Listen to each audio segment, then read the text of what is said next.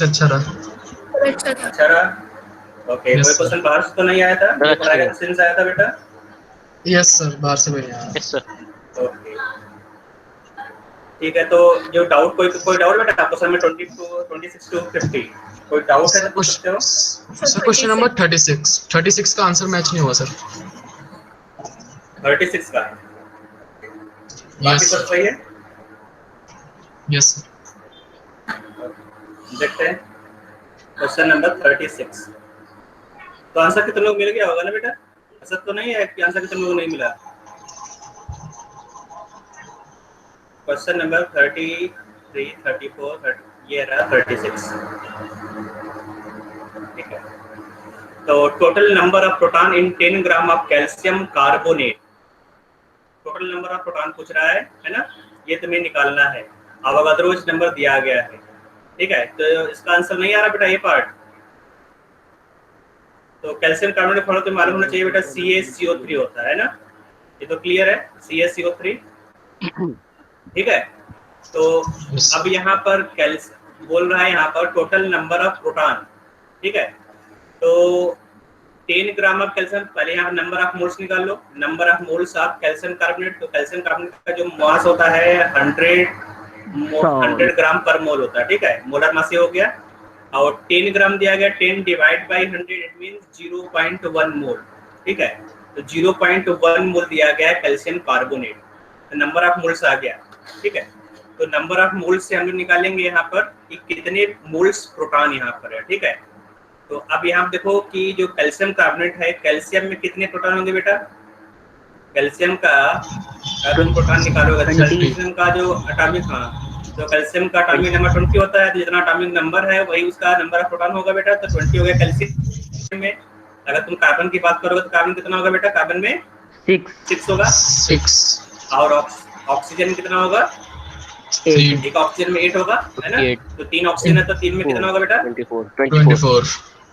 24। तो इन सबको ऐड कर दोगे तो ये हो जाएगा, यहाँ से यहाँ तक ऐड करोगे 30 होगा, 30 + 20 50 हो गया, ये हो गया 50। ठीक है, तो 50 मोल प्रोटॉन होंगे 1 मोल कैल्शियम कार्बोनेट में। ठीक है, तो total number of moles of proton निकालोगे, तो moles of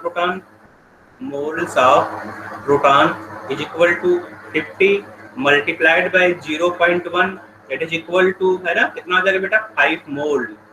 5 mole of proton हो जाएगा। ठीक है, तो 5 मोल को तुम मल्टीप्लाई कर, कुछ गड़बड़ आ रहा है ना?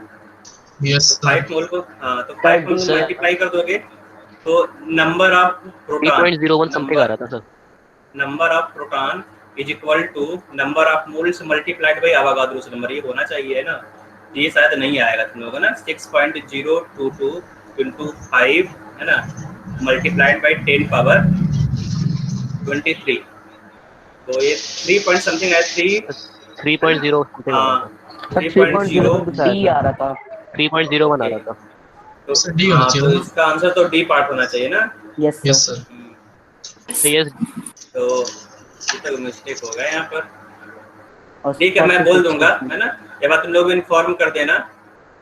ठीक है, तो जिसने भी किया होगा डी पार्ट टिक किया होगा उसको मार्क्स मिलेगा, जिसने ए पार्ट किया होगा उसका डिटेक्ट हो जाएगा। ठीक है, ये बात तुम इन्फॉर्म कर देना मैडम को। ठीक बेटा?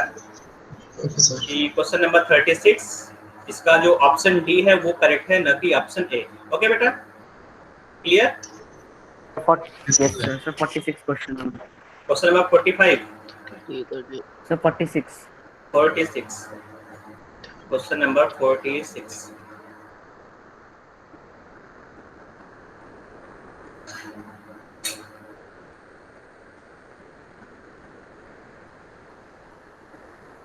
ओके, ये रहा। Gas S found to have formula COX, it's a vapour density, ये X होगा बेटा ना, ये S लिखा हुआ है, ये X है, तो समझ में आ गया होगा तुम लोगों को ना। ये gas X found to have formula COX, it's a vapour density 70, the value of XH। ठीक है, तो यहाँ पे जो X का वैल्यू है ना, ये तुम्हें बताना है, ये X का वैल्यू कितना होगा। ठीक है, तो X मतलब क्या हुआ, यहाँ पर N हुआ, n क्या होता है बेटा बताया था मैंने, n इज इक्वल टू है Yes, ना sir. Molecular formula into mass bit. Divide by empirical formula mass. Empirical mass, molecular yes. Yes, sir. Molecular formula mass divide by empirical formula mass divide bye है ना empirical formula मास। तो molecular formula मास यहाँ कितना दिया गया है 70 दिया गया है। एम्पिरिकल फार्मूला मास CO तो ये कितना है, ये CO कितना जाएगा बेटा Sir, 28. Sir, 28 mass तो जाएगा, 140 रहा था. Sir, हाँ mass 140 140 था. Sir, हाँ 140 70 दिया गया है। sir, वो तो vapor density Vapor था. density है। अच्छा तो वेपर multiply डेंसिटी कर है, दो ना। हाँ ठीक है। तो vapour density multiplied by 2 is equal to molar mass, तो उससे 140 डिवाइड बाय 28 करोगे कितना जाएगा बेटा 5 आ रहा सर है। 5 आ जाएगा। 5. Yes, हाँ तो 5 आंसर आ जाएगा। yes sir. Okay sir. Sir 45 बता और दीजिए। Question number 45 45। अच्छा तो क्वेश्चन देखो बेटा, if 20% nitrogen is present in a compound it's minimum molecular weight will be, ठीक है। तो 20% नाइट्रोजन है, ठीक है। तो 20% क्या है बेटा नाइट्रोजन, ठीक है।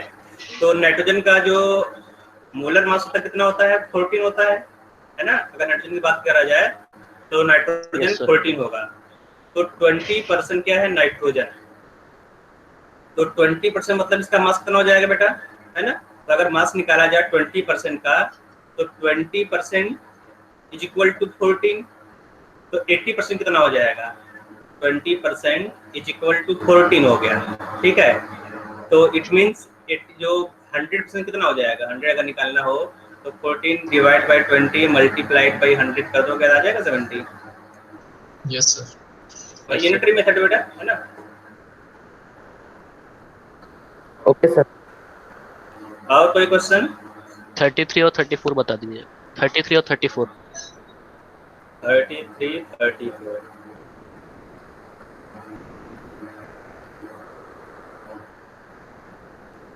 ये रहा 33।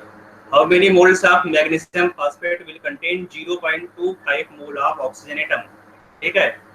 तो अब यहाँ पर मोल्स ऑफ ऑक्सीजन दिया गया है, moles of oxygen is equal to, ठीक है 0.25, ठीक है। अब यहाँ पर पूछ रहा है कितने मोल मैग्नीशियम फॉस्फेट में 0.25 मोल ऑक्सीजन एटम होगा, ये क्वेश्चन है, ठीक है। तो अब ये देख लेते हैं बेटा कि अगर 1 मोल मैग्नीशियम फॉस्फेट है, 1 मोल मैग्नीशियम फॉस्फेट, मैं MgF लिख दे रहा हूँ तो इसका मतलब ये मैग्नीशियम फॉस्फेट है तो लिखना पड़ेगा मुझे। तो 1 mole magnesium phosphate is equal to 8 mole oxygen, clear बेटा, इसमें कोई डाउट नहीं है। 1 mole magnesium phosphate is equivalent to 8 mole oxygen. देखो बेटा 1 मोल मैग्नीशियम फॉस्फेट में कितनी मोल ऑक्सीजन है 4 मल्टीप्लाइड बाय 2 तो 8 होगा ना, है ना। इट मींस अब देखो यहाँ पर इसका रिवर्स ले लेते हैं, it means 8 mole oxygen is equivalent to 1 mole magnesium phosphate, ठीक है। सर एक और बार बता दीजिए सर कैसे। देखो यहाँ पर 1 mole magnesium phosphate is equivalent to 8 mole oxygen, या फिर इसका उल्टा कर लो, रिवर्स कैसे? करो यहाँ से लो बेटा। 8 यहाँ मोल पर ऑक्सीजन कैसे? 8 मोल ऑक्सीजन कैसे है यार, ओके ध्यान देखो बेटा कि अगर तुमने 1 मोल मैग्नीशियम फॉस्फेट लिया, यहाँ पे ये जो मैग्नीशियम फॉस्फेट है तुमने इसका 1 मोल लिया, तो 1 मोल में कितने ऑक्सीजन एटम बताओ, यहाँ पर काउंट करके बताओ। जो PO4 8 है। होल ट्वाइस है, Yes, sir. इसमें ऑक्सीजन कितना है, यहाँ Yes, पर sir, ब्रैकेट yes. अंदर 4 है, उसे मल्टीप्लाई करो तो Yes. 8 होगा ना, तो 8 Yes. मैंने यहाँ पर लिख लिया है, ठीक है। Yes, sir. It means 8 mole oxygen is equivalent to 1 mole of magnesium phosphate, ठीक है। कोई डाउट यहाँ तक? Yes, कोई sir. डाउट नहीं है, No, ठीक sir. है। इट मींस है ना, it means 0.25 mole oxygen equal to 1 divide by 8 unitary method यहाँ पर, ठीक है। Yes, sir. अब हो जाएगा, आंसर आ जाएगा मोल मैग्नीशियम फॉस्फेट। Yes, sir. ये आंसर आ जाएगा, है ना, जो आंसर दिया गया ये आ जाएगा। Yes, sir. Next question 34. 34। Okay 34 देखो यहाँ पर 34 में लिखा हुआ है x litre of nitrogen at STP contains 3 into 10 power 22 molecule. ठीक है, तो x लीटर नाइट्रोजन में 3 into 10 power 22 मॉलिक्यूल है। The number of molecule in x by 2 litre of ozone at STP will be. ठीक है, तो अब यहाँ पर देखो जो अवोगाद्रो नंबर है उसको थोड़ा सा चेंज कर इस तरह से लिखा गया है, मतलब यहाँ पर कुछ इन्फॉर्मेशन दिया गया है, उसके हेल्प से हम लोगों को यहाँ पर x by 2 लीटर ओजोन का नंबर ऑफ मॉलिक्यूल बताना है ना, नंबर ऑफ पार्टिकल बताना है, number of molecule in x by 2 litre of ozone. तो अब यहाँ देखो दोनों एसटीपी कंडीशन है, एसटीपी कंडीशन यहाँ पर भी है, देखो एसटीपी कंडीशन यहाँ पर भी है। तो x लीटर, तो जो नंबर ऑफ मोल्स है यहाँ देखो है ना, तो x लीटर ऑफ नाइट्रोजन है ना कंटेन्स 3 into 10 power 22 मॉलिक्यूल। ठीक बेटा, यस सर, तो नंबर ऑफ मोल्स निकाल लेते हैं यहाँ पर। Yes, sir. 3 into 10 power 22 divide by Na है ना, यस सर, मोल ये हो जाएगा। तो x litre Yes. Nitrogen at STP is equal to this number of moles. ठीक बेटा, तो यहाँ Yes, से sir. x निकल आएगा। यस सर, समझ में आ रहा है मैं क्या बोल रहा हूँ? यस तो सर, यहाँ पे कुछ इन्फॉर्मेशन दिया गया है, x Yes, litre sir. Of nitrogen is equal to 3 into 10 power 22 mole. The number of moles आ गया, x litre nitrogen this number of moles. ठीक है, तो अब यहाँ पर x by 2 Yes, sir. Litre of ozone पूछ रहा है, हल वहाँ से आ जाएगा है ना, इसका Next हाफ हो की जाएगा वजह है ना, तो यहाँ पे इसका हाफ Yes, कर sir. दोगे तो ओजोन का आ Yes, sir. जाएगा। ओके सर, हो गया। x by 2 means 1.5। हाँ, नेक्स्ट क्वेश्चन सर 37 बता दीजिए। 37 ये है which of the among is heaviest. तो हैवीएस्ट कौन है बेटा यहाँ पर?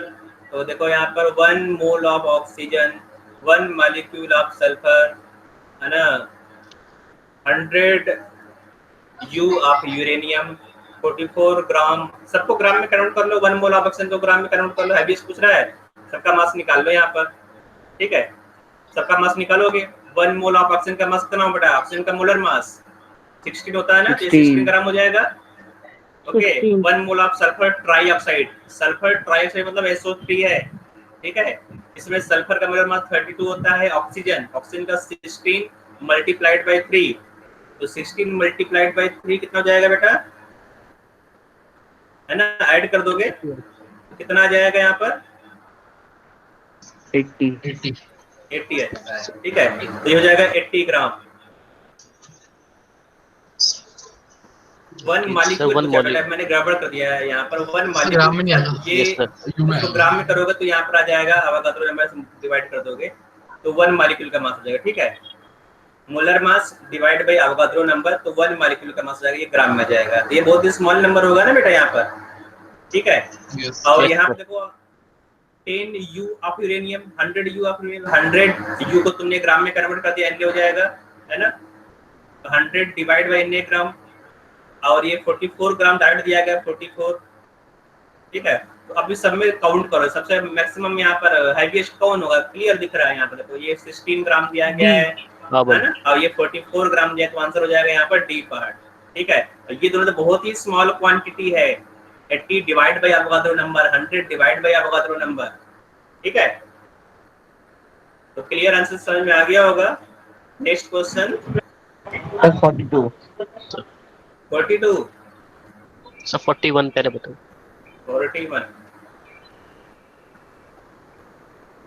41 में दिया गया है 500 ml of glucose contains this molecule, the concentration of solution is. ठीक है, तो ग्लूकोज का पहले तुम नंबर ऑफ मोल्स निकाल लोगे। ठीक है, number of moles of glucose, तो नंबर ऑफ मोल कैसे आएगा बेटा? Given number of particles divide by Avogadro number, तो कितना आएगा? 6.02 into 10 power 22 divide by Avogadro number, तो ये 6.02 into 10 power 23। ठीक है, 23, तो कितना आ जा रहा है ये? तो ये आ जा रहा है 0.1, 0.1, तो 0.1 मोल हो गया। और वॉल्यूम दिया गया 500 ml, तो यहाँ से तुम मोलरिटी निकाल लोगे, molarity is equal to number of moles divide by volume, 0.1, volume कितना दिया गया 500 मतलब 0.5, ठीक है। तो 1/5 मतलब 0.2 मोलर, ठीक है। तो आंसर आ जाएगा सी पर। 500।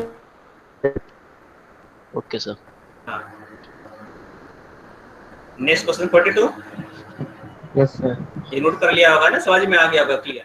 Okay, question number 42, the number of molecule Yes, sir. Present in 1 decimetre, 1 decimetre cube मतलब 1 लीटर होता है, ठीक है। 1 decimetre cube of hydrogen at STP is, ठीक है। तो number of molecule 1 litre of hydrogen at STP, तो 1 लीटर हाइड्रोजन के बारे में पूछ रहा है, और ये पूछ रहा है बेटा कि नंबर ऑफ हाइड्रोजन मॉलिक्यूल। तो यहाँ नंबर ऑफ मोल्स निकालो, number of moles equal to given volume divide by molar volume 22.4, ठीक है, ये होता है। तो गिवन वॉल्यूम 1 लीटर दिया गया है, डिवाइड बाय 22.4 हो जाएगा नंबर ऑफ मोल्स, ठीक है। नंबर ऑफ मोल्स तुम यहाँ से निकाल लोगे, नंबर ऑफ मोल्स आ गया। ओके, तो अब तुम्हें यहाँ पर निकालना है नंबर ऑफ मॉलिक्यूल। तो number of molecule is equal to number of moles multiplied by Avogadro number, ठीक है। तो नंबर ऑफ मोल्स तुमने निकाल लिया 1 divide bye 22.4 multiplied by Avogadro number, ठीक है। तो 6.022 इंटू 10 पावर 23 आ जाएगा आंसर, ठीक बेटा, आ जाएगा यहाँ से, ठीक है। आंसर यहाँ सर क्वेश्चन नंबर 45 वापस बता दो। हाँ थे बेटा, तुम अभी ज्वाइन किया हो क्या? देखो यहाँ पर 20% nitrogen is present in a compound. Sir 46 sir.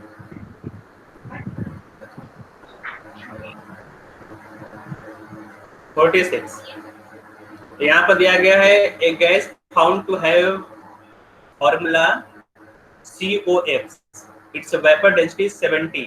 तो मैंने बताया था कि जो N होता है N is equal to molecular formula mass divide by empirical formula mass होता है ना। ये बताया था मैंने, लिखवाया भी है ना, है कि नहीं? यहाँ पर देखो स्टार्टिंग में ही मैंने लिखवा दिया है। तो यहाँ पे देखो N is equal to molecular formula divide by empirical formula, molecular formula mass divide by empirical formula mass, ये है, ठीक है, लिखवाया था। तो अब यहाँ पर रख दोगे, तो जो मॉलिक्यूलर फार्मूला मास से क्या होता है बेटा, वेपर डेंसिटी मल्टीप्लाइड बाय 2, ठीक है, ये हो जाएगा मॉलिक्यूलर फार्मूला मास। एम्पिरिकल फार्मूला मास क्या है, जो एम्पिरिकल फार्मूला है ना, ये CO दिया गया एम्पिरिकल फार्मूला, तो कितना होगा 28, है ना। तो वेपर डेंसिटी दिया गया 70 मल्टीप्लाइड बाय 2 डिवाइड बाय 28, इसको सॉल्व करोगे तो 5 आ जाएगा, ठीक है। ये देखो 5 आंसर आ गया, ठीक है। नेक्स्ट क्वेश्चन, और कोई क्वेश्चन है? सब तो क्लियर है ना बेटा? आसान क्वेश्चन मैंने दिया था, डिफिकल्ट नहीं दिया था, और जो क्लास में डिस्कस हो चुका था वही मैंने दिया था, ठीक है। लिमिटिंग रीजन का कोई भी क्वेश्चन मैंने नहीं डाला, क्योंकि लिमिटिंग रीजन अभी चल रहा है, अभी खत्म नहीं हुआ था, ठीक है।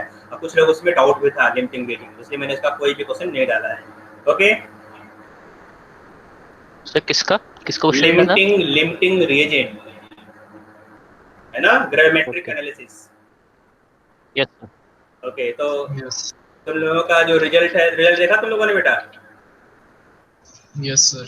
बेटा एक ये Yes, sir. कौन है बेटा, है ना, ये तो इसका रिजल्ट तो अच्छा है, लेकिन इसने कुछ पीयूष बेटा सुन रहे हो? पीयूष, है ना, तुमने मैथ छोड़ दिया, पूरा अटेम्प्ट ही नहीं किया, मैथ 0 मतलब, है ना। बाकी सब तो मार्क्स अच्छे हैं, फिजिक्स में भी अच्छा है और केमिस्ट्री में भी अच्छा है, लेकिन फिजिक्स में तुमने अटेम्प्ट ही नहीं किया, 0 मतलब 0 तो किसी भी हाल में नहीं आएगा, कहीं कर भी देख लेना क्यों गड़बड़ हो गया, ठीक है। पीयूष अगर ज्वाइन किया होगा तुमने तो सुनाई दे रहा है पीयूष? नहीं।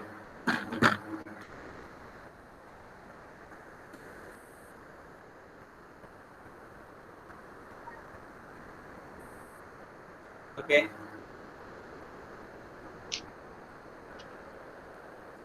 तो आगे बढ़ते बेटा। तो यहाँ तक मैंने बता दिया, मोलरिटी और कंसंट्रेशन टर्म्स हो गया था, मोलर फ्रैक्शन बता दिया था, पार्ट्स पर मिलियन भी हो गया था। ग्रेविमेट्रिक एनालिसिस, ग्रेविमेट्रिक एनालिसिस में स्टोइचियोमेट्री बता दिया था। जो स्टोइचियोमेट्रिक कैलकुलेशन है वो 3 टाइप्स होता है ना। Calculation involving mass relationship, calculation involving mass volume relationship, calculation involving volume volume relationship, ठीक है। अगर तुमने मास को मास से कोरिलेट किया तो ये मास मास रिलेशनशिप होगा, अगर तुमने मास को वॉल्यूम से रिलेट किया तो ये मास वॉल्यूम रिलेशनशिप होगा, और अगर तुमने एक वॉल्यूम को दूसरे सब्सटेंस के वॉल्यूम से कोरिलेट किया तो वॉल्यूम वॉल्यूम रिलेशनशिप होगा, ठीक है। तो इसके बाद मैंने बताया था कॉन्सेप्ट ऑफ लिमिटिंग रिएजेंट। जो लिमिटिंग रिएजेंट क्या होता है उसका डेफिनेशन मैंने लिखवाया था, द लिमिटिंग रिएजेंट और लिमिटिंग रिएक्टेंट और limiting agent is a chemical reaction, is a chemical reactant होना चाहिए, is a chemical reactant, reactant, ठीक है, ठीक है। In a chemical reaction is a substance that is totally, कहाँ गया सर एक बार डेफिनेशन दिखा दीजिए। दोबारा दिखा दे रहा हूँ,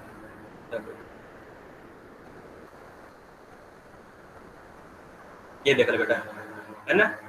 इन a chemical reaction is the substance that is totally consumed in a chemical reaction is complete when the chemical reaction is complete, मतलब कि रिएक्शन में अगर पूरा पूरा कंप्लीटली कंज्यूम हो जा रहा है, कुछ भी बच नहीं रहा है, तो उस सब्सटेंस को हम लोग लिमिटिंग रिएजेंट बोलेंगे, ठीक है।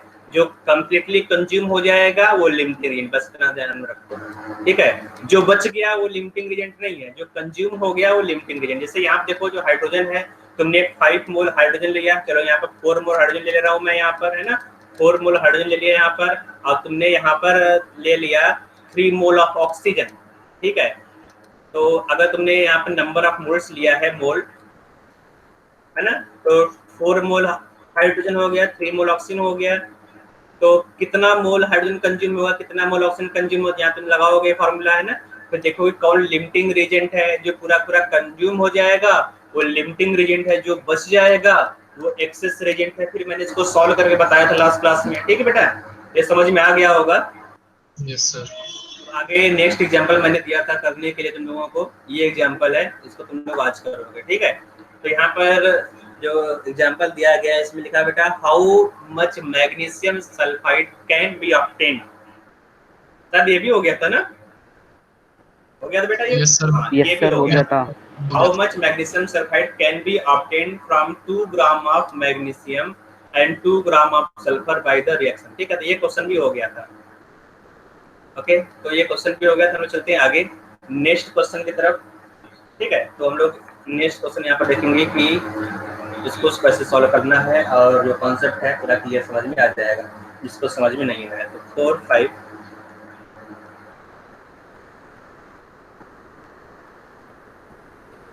तो बेटा यहाँ पे जो क्वेश्चन क्लियर दिख रहा होगा सबको, है ना। क्वेश्चन में लिखा हुआ है इन रिएक्शन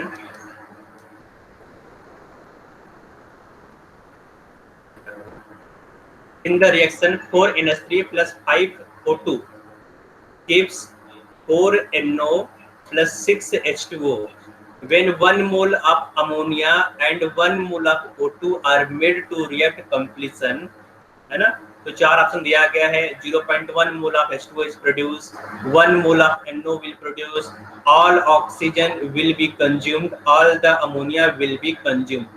ये तुम्हें बताना है, चारों ऑप्शन को चेक करना पड़ेगा, तो चारों ऑप्शन अलग अलग है, ठीक है।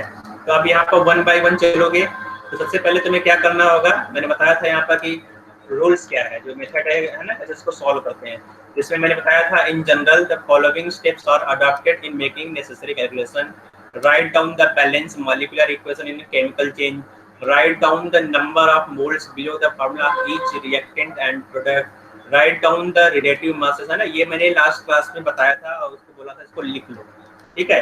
तो इसको फॉलो करेंगे और एग्जांपल समझ में आ जाएगा, है ना, कि कैसे हमको करना है। तो अब यहाँ पर 4 मोल ऑफ NH3 है, तो जो NH3 यहाँ लिखेंगे 4 मोल ऑफ NH3, ठीक है। तो क्लियर यहाँ पे लिखना पड़ेगा 4 mole of NH3 plus 5 mole of oxygen gas. तो यहाँ पर जो ब्रैकेट में GG लिखा है उसको हटा भी सकते हो क्लैरिटी के लिए। If 4 mole of NO plus 6 mole of H2O, ठीक है। अब यहाँ पर मोल्स दिया गया है, व्हेन 1 मोल ऑफ अमोनिया, यहाँ पर जो मोल्स दिया गया नंबर ऑफ मोल्स ले देंगे, है ना। अमोनिया कितना मोल दिया गया, 1 मोल, ऑक्सीजन का भी कितना मोल दिया गया है, 1 मोल, ठीक है। तो इन दोनों का 1 मोल दिया गया है। ठीक बेटा, तो अब हम लोग को देखना है कि आगे कि कौन कंप्लीटली कंज्यूम होगा। मान लेते हैं कि जो ऑक्सीजन है, ऑक्सीजन रिएक्ट कर रहा है, ठीक है, तो ऑक्सीजन कंप्लीटली कंज्यूम हो जा रहा है। इसका मतलब जो 5 मोल ऑक्सीजन है, तो यहाँ पर रिएक्शन पर जाओ, जब भी देखना होगा बेटा कि कौन कितना रेट करे या लिमिटेड रीजन का कैलकुलेशन करना हो, हम लोग इसके स्टोइकोमेट्रिक रिलेशन पर जाते हैं। स्टोइकोमेट्रिक रिलेशन मतलब कि जो बैलेंस्ड केमिकल रिएक्शन उस पर जाएंगे, ठीक है। तो जो बैलेंस्ड केमिकल रिएक्शन दिया गया है उस पर जाएंगे बेटा। तो यहाँ पर 4 मोल अमोनिया 5 मोल O2 दिया गया है, तो 5 मोल है ना, लिखेंगे 5 मोल O2 reacts with 4 mole of ammonia, ठीक है, ये क्लियर है। 5 मोल O2 reacts with 4 mole of ammonia. It means आपको दिया कितना गया है यहाँ पर 1 मोल दिया गया है ना, 1 mole of oxygen. It means 1 mole of oxygen reacts with 4 divide by 5 multiplied by 1 mole of ammonia, है ना। तो इसको सॉल्व करोगे तो कितना हो जाएगा बेटा, 0.8 आ जा रहा है यहाँ पर, 0.8 मोल ऑफ अमोनिया। मतलब कि 1 मोल ऑक्सीजन है ना, अगर तुमने 1 मोल ऑक्सीजन लिया तो कितना अमोनिया यूज होगा बेटा, 0.8 मोल। अमोनिया कितना यूटिलाइज हो रहा है, 0.8 मोल। जबकि अमोनिया दिया कितना गया है बेटा, है ना, देखो अमोनिया 1 मोल दिया गया है और जबकि यूटिलाइज हो रहा है 0.8, मतलब कुछ अमोनिया बच जाएगा यहाँ पर, है कि नहीं। तो रिमेनिंग अमोनिया कितना होगा, रिमेनिंग अमोनिया कितना होगा बेटा, 0.2 है ना। और ये जो ऑक्सीजन है पूरा पूरा कंज्यूम हो जाएगा। तरह समझ में आ रहा है ना। देखो यहाँ पर 5 mole of oxygen reacts with 4 mole of ammonia. It means 1 mole of oxygen reacts with 0.8 mole of ammonia. तो 0.8 मोल अमोनिया यहाँ तुमने लिख दिया है, कितना रेट होगा, तो कितना अमोनिया बच रहा है यहाँ पर 0.2। इसका मतलब जो अमोनिया है वो एक्सेस में है, ठीक है, ये एक्सेस में है। और जो ऑक्सीजन है बेटा, ऑक्सीजन क्या है, ये लिमिटिंग रिएजेंट है, मतलब ये कंप्लीटली कंज्यूम हो जाएगा, ठीक है। तो अब देखो आंसर यहीं से तुम्हें मिल गया, all the oxygen will consume, ठीक है। अगर मान लो सिंगल चॉइस है तो तुम यहीं पर स्टॉप हो जाओगे या रुक जाओगे और यहाँ पर टिक करके आगे बढ़ जाओगे। लेकिन अगर मल्टी चॉइस है ना, मल्टीपल चॉइस क्वेश्चन अगर है तो वहां पर हम लोगों को आगे भी देखना पड़ेगा, जो बाकी जो ऑप्शन उसको भी देखना पड़ेगा, ठीक है। तो अब यहाँ देखो जो ऑप्शन 4 है, all the ammonia will consume, no, है ना। यहाँ देखो जो अमोनिया वो बच जा रहा है 0.2 मोल, मतलब जो ऑप्शन 4 है ये इनकरेक्ट है। ऑप्शन 3 करेक्ट है, ऑप्शन जो 3 है ये करेक्ट है, जो ऑप्शन 4 है ये इनकरेक्ट है। अब आते बेटा ऑप्शन 1 पर आते हैं। ऑप्शन 1 में क्या दिया गया है, 1 mole of water is produced, है ना। अब जो कैलकुलेशन हम लोग करते हैं वो लिमिटिंग रिएजेंट से कोरिलेट करके करते हैं यहाँ पर, ठीक है। तो अब यहाँ पर हम लोग कैलकुलेट करेंगे कि कितने मोल वाटर बनेगा, ठीक है। तो अब देखो यहाँ पर एंट्री मेथड है 5 मोल ऑफ ऑक्सीजन, ठीक है, लिमिटिंग ऑक्सीजन है, तुमने ऑक्सीजन लिया है। 5 मोल oxygen gives 6 mole of H2O, है ना। इसका मतलब क्या हुआ, इसका मतलब ये हुआ कि 1 mole of oxygen gives 6/5 mole of, है ना, gives 6/5 मोल ऑफ H2O, ठीक है।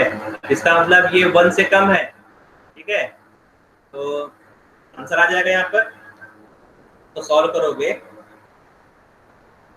1 से ज्यादा होगा ना, 1.2 हाँ 1.2 ना, 1.2 मिला। 1 देखो यहाँ पर आंसर क्या दिया, 1 मोल ऑफ वाटर प्रोड्यूस नहीं, 1.2 mole of water will produce, ठीक है। अब देख लेते हैं NO कितना मिलेगा। NO यहाँ देखो, NO यहाँ पर दिया गया है, ठीक है, NO। तो 5 मोल ऑक्सीजन से 4 मोल NO मिलेगा, ये स्टोइकोमेट्री में बोल रहा है। 5 मोल oxygen gives 4 mole of NO, ठीक है, 4 mole of NO। It means 1 mole of oxygen gives 4/5 mole of NO। इसका मतलब जो NO कितना बनेगा बेटा, 0.8 मोल, ठीक है। NO बन रहा है 0.8 मोल। तुम्हारा आंसर कितना होना चाहिए बेटा, यहाँ पर 0.8 मोल होना चाहिए, जबकि दिया कितना गया है, 1 mole of NO will produce. तो ऑप्शन 1, ऑप्शन 2, ऑप्शन 4 ये 3 ऑप्शन इनकरेक्ट है, केवल ऑप्शन 3 करेक्ट है यहाँ पर, ठीक बेटा। तो तुम्हारा आंसर हो जाएगा 3। Yes. तो किसी को डाउट नहीं होगा, सबने नोट कर लिया बेटा, इस तरह से क्वेश्चन को सॉल्व करना है। आगे चलते हैं नेक्स्ट क्वेश्चन की तरफ, इसको क्लोज करें बेटा। Yes, sir. Yes, sir. Okay, yes sir. तो नेक्स्ट क्वेश्चन है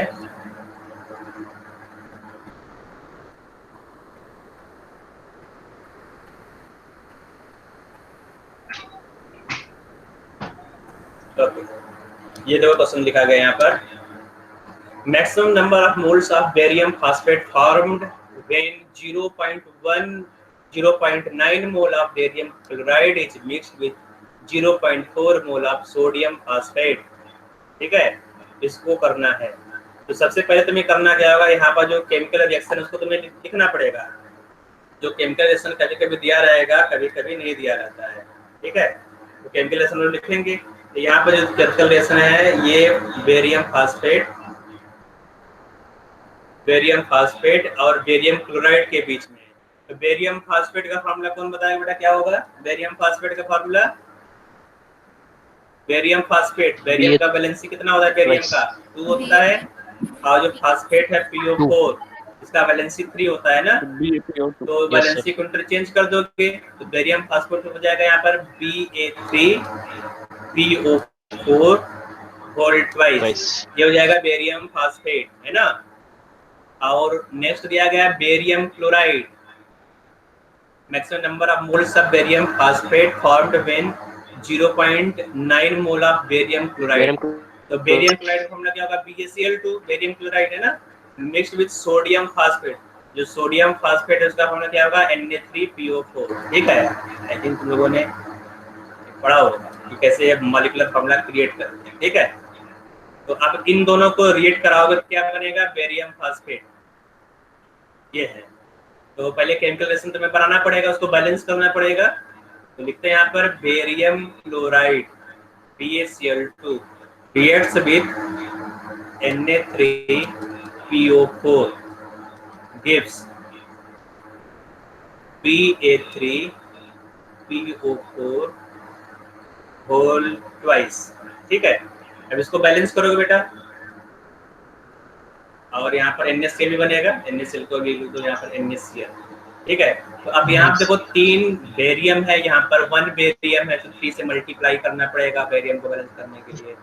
फास्फेट यहाँ देखो 2 फास्फेट यहाँ पर है, जबकि यहाँ पर 1 फास्फेट है, 2 से मल्टीप्लाई कर दोगे तो 2 फास्फेट हो जाएगा। ठीक है, तो 3 बेरियम, तो यहाँ पर Ba3PO4 हो गया।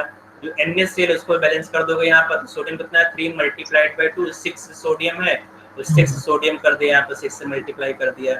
क्लोरीन देखो यहाँ पे कितना है? 6 क्लोरीन इस साइड है, और यहाँ पे भी देखोगे तो 6 क्लोरीन है ना। तो जो क्लोरीन है वो भी बैलेंस हो गया। तो ये तुम्हारा बैलेंस केमिकल इक्वेशन हो गया। अब जो हम लोग इक्वेशन होगा इसी इक्वेशन के बेसिस पर होगा। ठीक है, तो आगे चलते हैं। तो अब आगे चलते बेटा, यहाँ पर जो बेरियम क्लोराइड है, देखो यहाँ पर maximum number of moles of barium phosphate form. तो बेरियम फास्फेट फॉर्म मतलब ये कितना बनेगा ये पूछ रहा है। ठीक है, ये कितने मोल्स बनेंगे। अब यहाँ पर लिखा हुआ है when 0.9 mole of barium chloride is mixed. Barium chloride कितना दिया गया बेटा? 0.9 मोल। ठीक है, और बेरियम फास्फेट कितना, सॉरी यहाँ पर सोडियम फास्फेट कितना है? 0.4 mole of sodium phosphate. 0.4 mole sodium phosphate है, ये मोल। ठीक है, तो बेरियम क्लोराइड 0.9 मोल, सोडियम फास्फेट 0.4 मोल। तो कितने मोल बेरियम फास्फेट बनेगा? याद है बेटा लास्ट वाला क्वेश्चन बिल्कुल इसी तरह से होगा, है ना, जो पिछला क्वेश्चन था उसी तरह से है ना। तो यहाँ पे इसको इसी तरह से सॉल्व करोगे तो आंसर आ जाएगा। कर लोगे बेटा?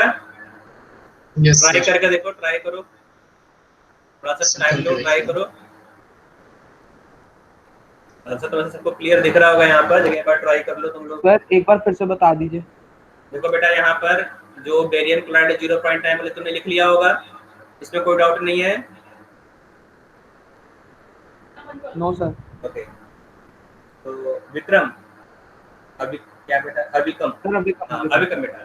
तो जो बेरियम क्लोराइड है, बेरियम क्लोराइड सोडियम फास्फेट से रिएक्ट कर रहा है। ठीक है, और ये जो केमिकल रिएक्शन तुम बनाया इसमें कोई डाउट है बेटा केमिकल इक्वेशन बनाने में? No sir. Okay, chemical reaction तुमने बना लिया। जो गिवन था तुमने लिख लिया, यहाँ पर नोट कर लिया, ठीक है। तो अब हम लोग यहाँ पर यूनिटरी मेथड के हेल्प से देखेंगे कौन लिमिटिंग रीजेंट है और लिमिटिंग रीजेंट के हिसाब से प्रोडक्ट बनेगा, ठीक है। मान लेते हैं यहाँ पर जो बेरियम क्लोराइड है वो रेट, किसी को भी तुम यहाँ पर कंसिडर कर सकते हो, ठीक है। मैंने यहाँ पर बेरियम क्लोराइड ले लिया, इससे पहले मैंने सेकंड वाले को लिया था, अब मैंने यहाँ पर फर्स्ट क्लोराइड लिया, कोई रैंडमली किसी को भी यहाँ पर पिक कर लो, ठीक है।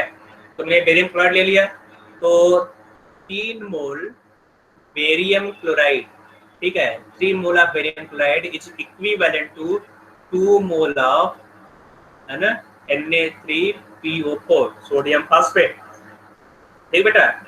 It means 0.9 mole of barium chloride is equal to 2 multiplied by 0.9 divide by 3 mole of sodium phosphate, ठीक है। तो कितना आ जाएगा बेटा 1.9 डिवाइड बाय 3, इसको सॉल्व करो तो सॉल्व करने कितना आएगा 0.633 समथिंग इस तरह से आएगा बेटा, है ना। सर 1.8 by 3 सर 1.8 नहीं होगा? सुन लिया बेटा। Yes sir.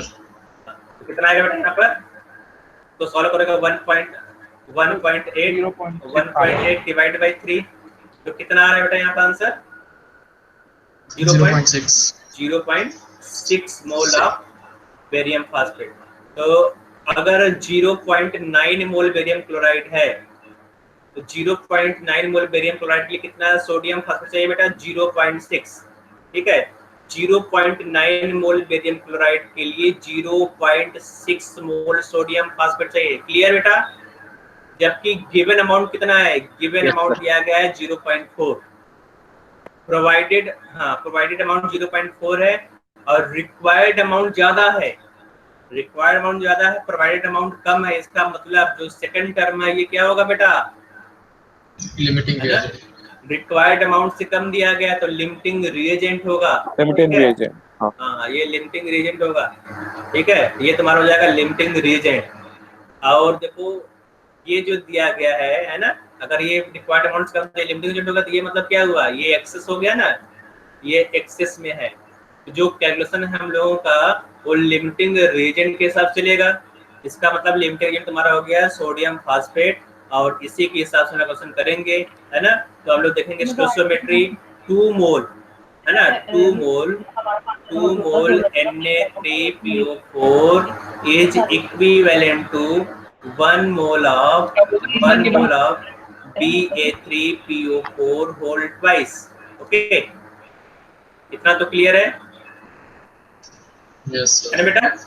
अब यहाँ पर कितने मोल Na3PO4 दिया गया है 0.4, it means 0.4 mole of Na3PO4 is equal to 1 divide by 2 multiplied by 0.4, it is equal to 0.2 mole, answer आ गया, ठीक है। यूनिटरी मेथड है पूरा सिंपल, तो तुमने क्लास 6 से पढ़ा हुआ यूनिटरी मेथड वही है।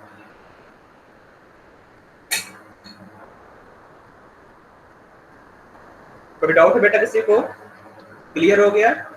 No sir. Yes sir. Yes sir. Yes sir. हाँ नो सर बोलो तुम, है ओके। तो सबको क्लियर हो गया होगा, आगे जब बढ़ते हैं next question.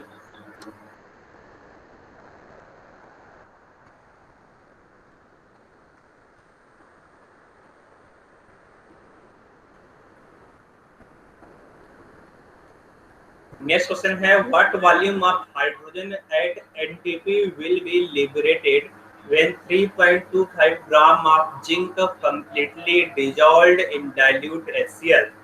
Atomic mass of zinc is given 65, ठीक है। तो इस क्वेश्चन को तुम्हें सॉल्व करना है, ठीक बेटा। तो अब चलते हैं 1 by 1। तो यहाँ पे देखो बेटा, जो जिंक है ना, किससे रिएक्ट कर रहा है, डाइल्यूट HCl से, ठीक है, डाइल्यूट HCl। DIL मतलब होता है डाइल्यूट, ठीक है। जब जिंक डाइल्यूट HCl से रिएक्ट करेगा तो क्या बनेगा, तुम लोगों ने क्लास 10th में पढ़ा था ना। तो जिंक क्या है, एक्टिव मेटल। क्लोराइड। जब एक्टिव मेटल मिनरल एसिड से रिएक्ट करेगा तो हाइड्रोजन गैस लिबरेट करेगा, है ना, और जिंक क्लोराइड बनेगा। तो यहाँ पे गैस लिबरेट होगा हाइड्रोजन और साथ में यहाँ पर जिंक क्लोराइड बनेगा। तो यहाँ पे 2 क्लोरीन है, इसको 2 से मल्टीप्लाई करना पड़ेगा तुम्हें, है ना। तो यहाँ पे तुमने 2 से मल्टीप्लाई कर दिया, तो zinc plus 2 HCl gives H2 plus ZnCl2। इसका मतलब जो 1 मोल है, देखो यहाँ पर 1 mole of zinc gives 1 mole of hydrogen. हाँ, तो क्लियर है ना। ठीक बेटा, ये रिएक्शन समझ में आया बेटा? रिएक्शन कैसे बनाओगे, क्लियर, सबको समझ में आ गया? रिएक्शन नहीं दिया रहेगा, रिएक्शन बनाना पड़ेगा। ठीक है, बहुत इंपॉर्टेंट है रिएक्शन को बनाना। तो अब यहाँ पे देखो, what volume of hydrogen at NTP will be liberated when 3.25 gram of zinc. तो यहाँ पर जो जिंक है, जिंक का मास दिया गया है, जिंक का मास दिया गया 3.25 ग्राम। ठीक है, तो अगर मास दिया गया तो हम लोग मास से कोई भी कैलकुलेशन नहीं कर पाएंगे, हम लोगों को मास को कन्वर्ट करना पड़ेगा मोल में। ठीक है, तो मास को मोल में कैसे कन्वर्ट करोगे? Number of moles equal to given mass divide by molar mass. ठीक है, तो गिवन मास 3.25, इसको मोलर मास से डिवाइड कर देंगे 65 से। ठीक है, तो हो जाएगा नंबर ऑफ मोल। ठीक है, नंबर ऑफ मोल्स आ गया। अब हम लोग चलेंगे यहाँ पर इक्वेशन पर और यूनिटरी मेथड लगाएंगे। ठीक है, तो अब देखो यहाँ पर जो HCl है, HCl का अमाउंट नहीं दिया गया। देखो क्वेश्चन में देखो, what volume of hydrogen at NTP will be liberated when 3.25 gram of zinc completely dissolved in dilute HCl।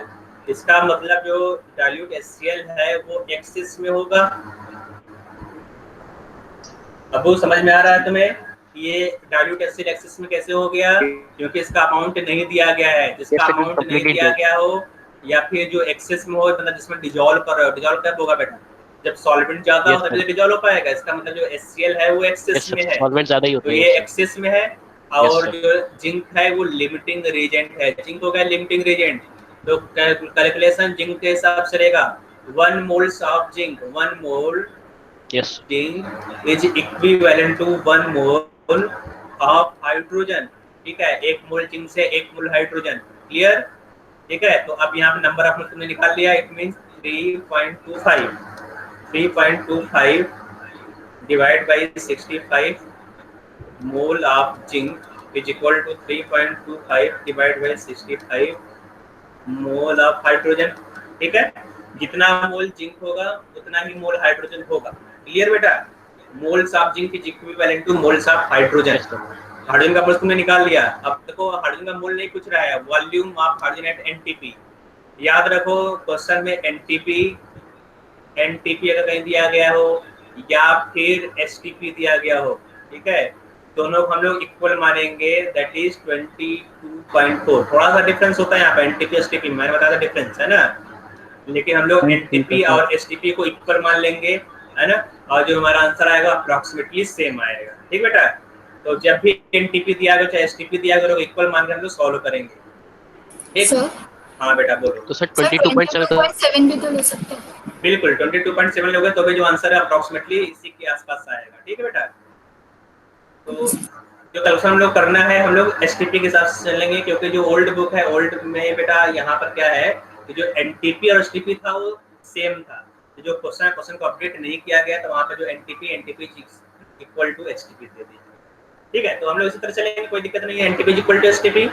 ठीक है, तो एनटीपी पर जो वॉल्यूम है 22.7 होता है और एसटीपी पर जो वॉल्यूम है 22.4 होता है। तो इस हिसाब से कैलकुलेशन करेंगे हम लोग।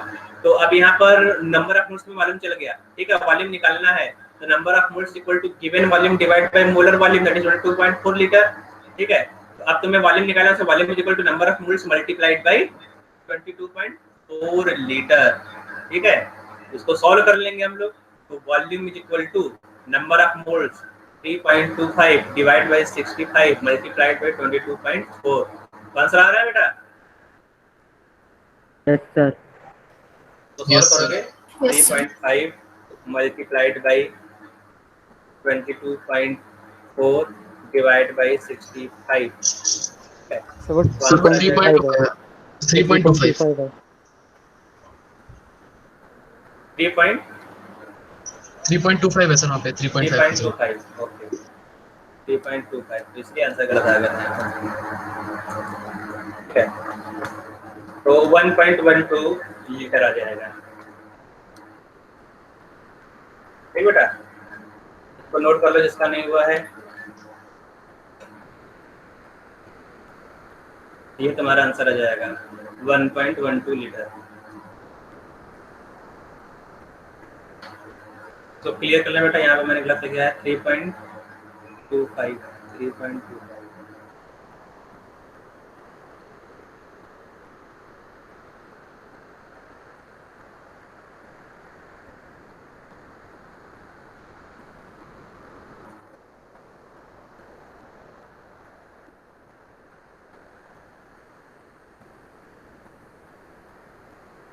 नेक्स्ट क्वेश्चन बेटा करते हैं, है ना?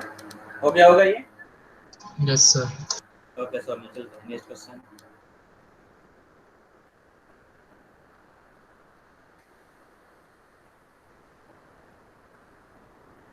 तो 10 gram of mixture of calcium carbonate and magnesium carbonate है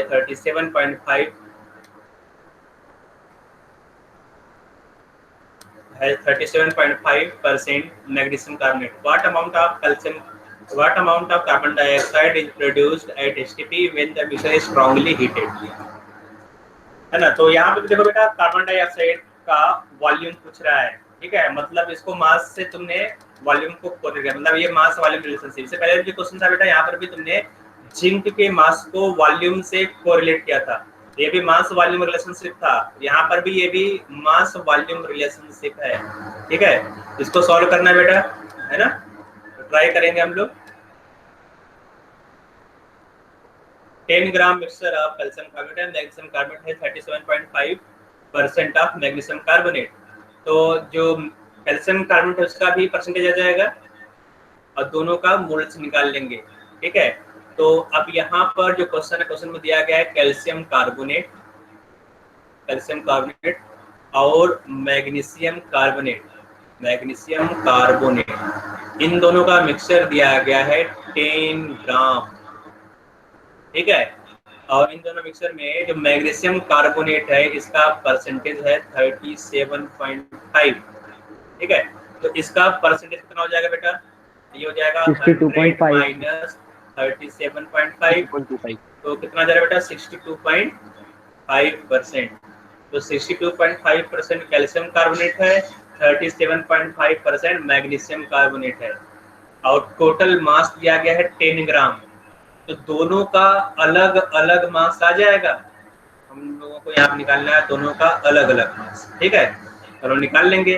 तो 10 का 37.5% है ना? कितना जाएगा बेटा? ये हो जाएगा 3.75 ग्राम, है ना? और ये कितना हो जाएगा बेटा? ये बाकी ये हो जाएगा 6.25 ग्राम। तो कैल्शियम कार्बोनेट हो जाएगा 6.25 ग्राम और मैग्नीशियम कार्बोनेट हो गया 3.75 ग्राम। दोनों का अलग अलग तुमने मास निकाल लिया, ठीक है? तो अब तुम्हें मालूम चल गया कि कैल्शियम कार्बोनेट कितना दिया गया है और मैग्नीशियम कार्बोनेट कितना है। क्लियर? दोनों का मास तुम्हें मालूम हो गया। अब देखो आगे क्या होता है कि इसको तुमने हीट किया, हीट करने पर कार्बन डाइऑक्साइड रिलीज होगा, है ना? तो दोनों से हम लोग निकालेंगे कितने कार्बन डाइऑक्साइड, कितनी मोल कार्बन डाइऑक्साइड प्रोड्यूस हो रहा है। और तुमने number of moles of carbon dioxide निकाल लिया, number of moles of carbon dioxide, ठीक है? इससे तुमको क्या मिल जाएगा बेटा? वॉल्यूम मिल जाएगा, वॉल्यूम ऑफ कार्बन डाइऑक्साइड। तुम्हें बेसिकली करना क्या है? Number of moles of carbon dioxide निकालना है। तो नंबर ऑफ मोल्स कैसे निकालो बेटा? कैल्शियम कार्बोनेट तुमने ले लिया, कैल्शियम कार्बोनेट जब तुम हीट करोगे, है ना, तो क्या निकलेगा? क्या होगा बेटा? CaO plus CO2, है ना? जब कैल्शियम कार्बोनेट हीट करोगे तो क्विक लाइम और कार्बन डाइऑक्साइड बनेगा, ठीक बेटा? तो अगर तुमने इसका नंबर ऑफ मोल्स निकाल लिया है, तो number of moles of calcium carbonate is equal to number of moles of carbon dioxide. उसी तरह से जो मैग्नीशियम कार्बोनेट है MgCO3, मैग्नीशियम कार्बोनेट को भी हीट करो तो क्या बनेगा? जिस तरह से यहाँ पर CaO बना, उस तरह से यहाँ क्या बनेगा? MgO, साथ में कार्बन डाइऑक्साइड, है ना? तो इसका नंबर ऑफ मोल्स निकाल लो, इसका नंबर ऑफ मोल्स निकाल लो, ठीक है? तो नंबर ऑफ मोल्स से यहाँ का जाएगा कार्बन डाइऑक्साइड का नंबर ऑफ मोल्स। तो यहाँ पर जो नंबर ऑफ मोल्स N1 होगा, यहाँ पर नंबर ऑफ मोल्स तुमने निकाल लिया N2। तो total number of moles of carbon dioxide is equal to N1 plus N2, है ना? तो टोटल नंबर ऑफ मोल्स आ गया। तुम्हें निकालना क्या है? वॉल्यूम। तो वॉल्यूम इज इक्वल टू, है है ना, total number of moles of carbon dioxide multiplied by 22.4 litre. ठीक है, तो यहाँ से तुम्हें आ जाएगा volume of carbon dioxide eight STP. समझ में आ रहा है बेटा? मेथडोलॉजी सबको समझ में आ गया? किस तरह से करेंगे? Yes, sir. सबसे पहले तुमने इसका मास निकालिए अलग अलग, मास से नंबर ऑफ मोल्स निकाल लिया, number of moles carbon dioxide से आ जाएगा number of moles of carbon dioxide, calcium carbonate से कार्बन डाइऑक्साइड, तो निकाल लेते हैं यहाँ पर। तो इसका गिवन मास दिया गया है, कितना दिया गया बेटा? 6.25। ठीक है, और इसका मोलर मास 100 होता है। तो जितने number of moles calcium carbonate है उतना ही number of moles carbon dioxide यहाँ रिलीज होगा। तो number of moles of carbon dioxide is equal to number of moles of calcium carbonate. ठीक है, उसी तरह से मैग्नीशियम कार्बोनेट का भी मास निकाल लेंगे। मैग्नीशियम कार्बोनेट का जो मास है 3.75 दिया गया है, divide by molar mass of magnesium carbonate कितना निकाला बेटा? तो 84. 74 So 84. 84, चलो मैंने 84 लिख दिया, 84। ठीक है, तो अब देखो यहाँ पर unitary method, 1 mole magnesium carbonate gives 1 mole carbon dioxide, दोनों का जो नंबर ऑफ मोल्स है वो इक्वल होगा। ठीक है, 1 mole is equal to 1 mole, तो मतलब moles of carbon dioxide equal to moles of magnesium carbonate. ठीक है, तो अब इन दोनों का नंबर ऑफ मोल्स को ऐड कर लोगे, तो number of moles is equal to 6.25 divide by 100। इसका नंबर ऑफ मोल्स कितना है बेटा? यहाँ पर 3.75 डिवाइड बाई 84, दोनों को ऐड कर लिया। ठीक है, अब यहाँ पे जो वॉल्यूम है वॉल्यूम निकाल लेंगे। Volume is equal to total number of moles of carbon dioxide multiplied by 22.4। ठीक है, इसको देख लेते हैं यहाँ पे कितना आ रहा है बेटा, है ना। तो यहाँ पर लोग करेंगे, तो ये 6.25 divide by 100 plus 3.75 divide by 84। ठीक है, तो ये तुमने सम ले लिया, टोटल नंबर ऑफ मोल्स हो गया मल्टीप्लाइड बाई 22.4 लीटर। ठीक है, तो यहाँ से हमारा आंसर आ जाएगा 2.4 लीटर। ठीक बेटा? Yes. सर कार्बन डाइऑक्साइड मोल के लिए को जोड़ के दिया।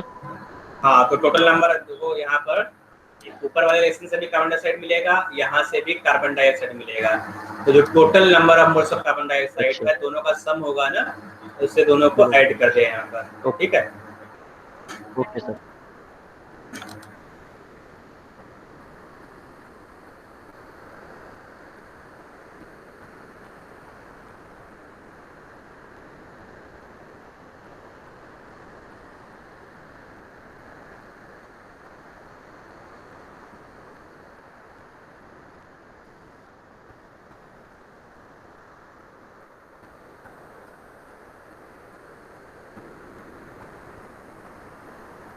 next question, 1 gram of magnesium is burned with 0.56 grams हो गए आप ना, with 0.56 gram oxygen in a closed vessel, which reactant is left in excess and how much? इस क्वेश्चन तुम लोग करोगे बेटा, ये 0.56 ग्राम दिया गया है। ठीक है, कर लेना तुम।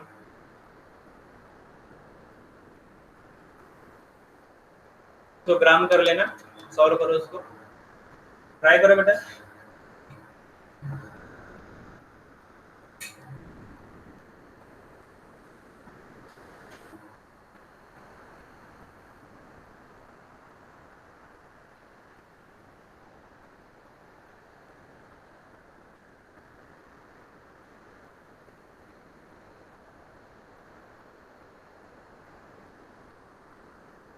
का क्वेश्चन बना लोगे ना तुम लोग?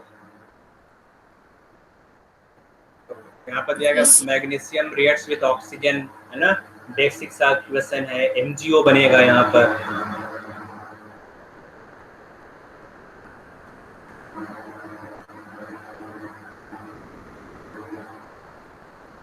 Magnesium reacts with oxygen gives MgO, को बैलेंस करोगे तो यहाँ पर 2 Mg आ जाएगा और हो जाएगा ट्वाइस MgO। इसका मास दिया गया है ग्राम में 1 ग्राम mg reacts with 0.56 gram O2 in a closed vessel। ये मास दिया गया है। मास को नंबर ऑफ मोल्स में कन्वर्ट कर लोगे तो क्वेश्चन हो पाएगा। ठीक है, तो 1 ग्राम डिवाइड बाई मोलर मास कितना है 24 मैग्नीशियम का होता है 0.56 divide by 32 mass of oxygen हो जाएगा। फिर देखोगे कौन लिमिटिंग रिएजेंट है। ठीक है, तो हमें निकालना पड़ेगा लिमिटिंग रिएजेंट और लिमिटिंग रिएजेंट से बाकी का रिएक्शन होगा।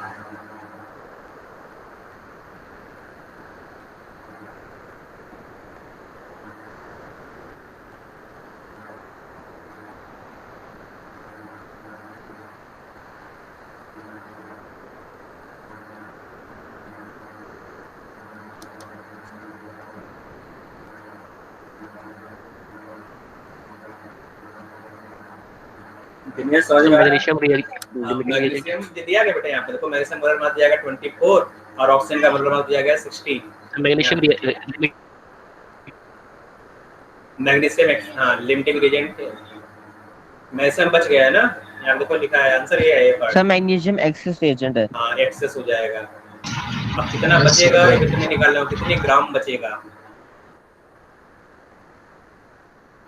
कितने ग्राम रिमेनिंग मैग्नीशियम और तुम्हें निकालना होगा। ठीक है,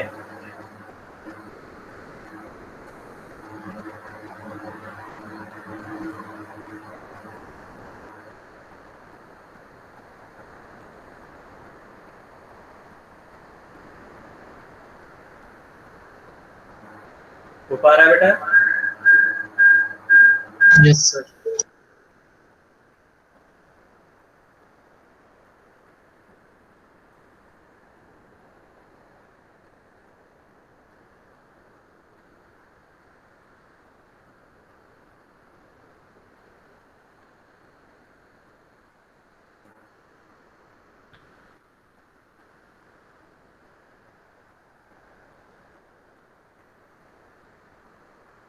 हो गया बेटा या फिर मैं करूं? टॉमिन हुआ?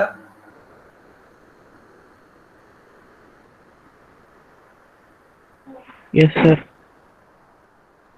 आगे बढ़ूं या फिर करना पड़ेगा मुझे?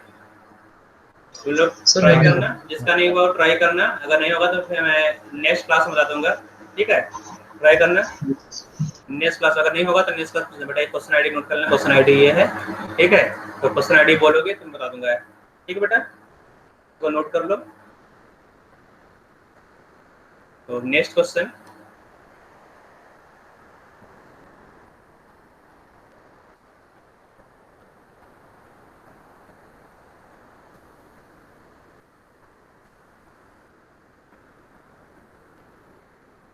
तो बेटा नेक्स्ट क्वेश्चन बेटा इंपॉर्टेंट है, बस ध्यान देकर देखना इसको। The hydrated salt of Na2CO3.XH2O undergoes 63% loss in mass on heating and becomes anhydrous.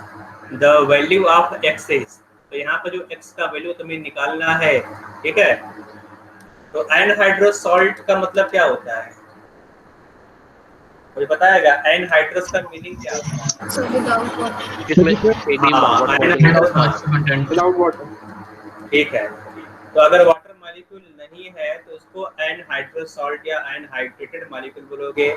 और हाइड्रेटेड मतलब अगर वहां पर वाटर ऑफ क्रिस्टलाइजेशन है, जैसे यहाँ पर XH2O है ना, तो ये क्या बेटा वाटर ऑफ है ना क्रिस्टलाइजेशन, तो एक क्रिस्टल के फॉर्म में रहता है। ठीक है, तो जब इसको हम हीट करते हैं तो हीट करने पर क्या होगा, जो मॉइस्चर है वो निकल जाएगा। तो हमने क्या किया कि Na2CO3 लिया, Na2CO3 ठीक है डॉट XH2O। जब इसको हीट करोगे तो क्या बनेगा बेटा, कोई बताएगा? Sir Na2CO3 plus XH2O। तो यहाँ मिलेगा तुम्हें Na2CO3 प्लस XH2O। ठीक है, तो अब देखो ये जो सॉल्ट है बेटा, ये है हाइड्रेटेड सॉल्ट, हाइड्रेटेड सॉल्ट। अब ये जो सॉल्ट बना, यहाँ से मॉइस्चर जितना भी था सब निकल गया बेटा, उड़ गया यहाँ से मॉइस्चर, तो ये है एनहाइड्रस सॉल्ट। ठीक है, एनहाइड्रस सॉल्ट।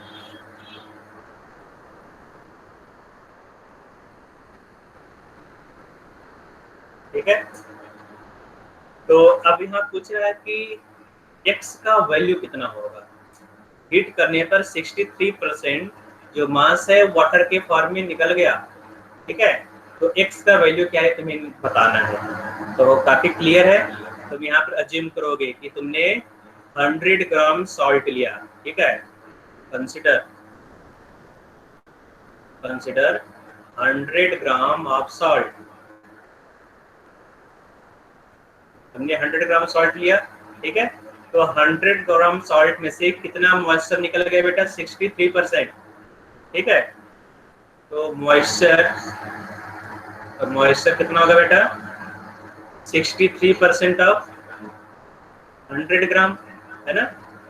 इसका मतलब 63 ग्राम यहाँ पर वाटर होगा, H2O। ठीक है, तो 63 ग्राम यहाँ पर वाटर है। इसे कोई डाउट बेटा? No sir. तो अब 63 ग्राम वाटर हो गया। तो अब यहाँ पर तुम्हें बताना है कि x का वैल्यू कितना है। अब यहाँ पर देखो, जो Na2CO3 है, इसका मोलर मास तुम निकालोगे कितने नंबर ऑफ मोल्स है। तो नंबर ऑफ मोल्स को देखो, यहाँ पर जो रिएक्शन है, रिएक्शन में तुम्हें लिखा है कि 1 मोल Na2CO3 dot XH2O is equivalent to 1 x mole H2O। Clear है ना? ये समझ में आ रहा है बेटा? 1 मोल Na2CO3 dot XH2O is equivalent to x मोल। देखो 1 मोल अगर हीट करोगे तो x मोल वाटर मिलेगा। ठीक है, इतना समझ में आ रहा है बेटा? 1 मोल को हीट करोगे तो x मोल वाटर। यस। किसी को डाउट है तो पूछ लो यहाँ पर तुरंत। No sir. ओके, तो अब यहाँ पर कितने मोल Na2CO3 डॉट XH2O है, तो इसका मोल्स निकालोगे तो मोल्स क्या होगा बेटा? Given mass divide by molar मास, है ना। तो कितना मास तुमने अज्यूम किया है Na2CO3 डॉट XH2O का? देखो 100 ग्राम, है ना। तो इसका मास 100 ग्राम है, 100 gram divide by molar mass of Na2CO3 dot XH2O। इसका मोलर मास तुम यहाँ रखोगे ना, Na2CO3 का जो मोलर मास यहाँ रखोगे तो 23 मल्टीप्लाइड बाय 2 हो जाएगा 40, है ना। तो 46 प्लस 12 प्लस 48, तो 106 हो जा रहा है। तो 106 प्लस वाटर का 18 होता है, 18 मल्टीप्लाइड बाय x हो जाएगा 18x। ठीक है, 18x इज इक्वल टू, है ना, moles of Na2CO3 is equal to moles of water. इससे हीट करोगे तो कितना मोल्स मिलेगा बेटा? x मोल। ठीक है, यहाँ पे इतने मोल तुमने हीट किया तो मोल्स ऑफ वाटर तुम्हें मिल जाएगा। यहाँ पे तुम्हें क्या मिलेगा? Moles of water. सर वहाँ पे मोल्स ऑफ वाटर के साथ Na2CO3 भी तो मिलेगा ना? क्या Na2CO3 देखो तुमने क्या निकाला यहाँ पे? बेसिकली तुमने अभी तक किया क्या है? इसका मास तुमने कंसीडर किया 100 ग्राम। ठीक है, 100 ग्राम में से तुमने इसका नंबर ऑफ मोल्स निकाल लिया। 100 डिवाइड बाय 106 प्लस 18x, ये हो जाएगा number of moles of Na2CO3 dot XH2O। Number of moles आ गया तुम्हारा, तुमने नंबर ऑफ मोल्स निकाला है। ठीक है, तो number of moles of Na2CO3 dot XH2O is equal to number of moles of water. ये तो होगा बेटा, moles of water, moles of water बता रहा बेटा। देखो तुमने 100 ग्राम सब्सटेंस को कंसीडर किया कि नहीं? यहाँ पर क्यों तुमने 100 ग्राम कंसीडर किया? क्योंकि यहाँ पर परसेंटेज दिया गया है। ठीक है, hydrated salt Na2CO3 dot XH2O undergo 63% loss in mass. तुमने कंसीडर कर लिया 100 ग्राम तुमने ले लिया सॉल्ट। 100 ग्राम को हीट करोगे तो 63 ग्राम वाटर निकल जाएगा। रिमेनिंग क्या होगा? रिमेनिंग तुम्हारा Na2CO3 होगा। तुमने सॉल्ट जो हाइड्रेटेड सॉल्ट उसको तुमने ले लिया, तो हाइड्रेटेड सॉल्ट कितना है, फिर हाँ तो उसका मोल्स निकालो 100 डिवाइड बाय 106 प्लस 18x। ने हाइड्रेटेड सॉल्ट का नंबर ऑफ मोल्स निकाल लिया, ठीक है। अब तो कोई डाउट नहीं है ना, तुमने यहाँ पे निकाला क्या, moles of hydrated salt that is equal to moles of water, ठीक है।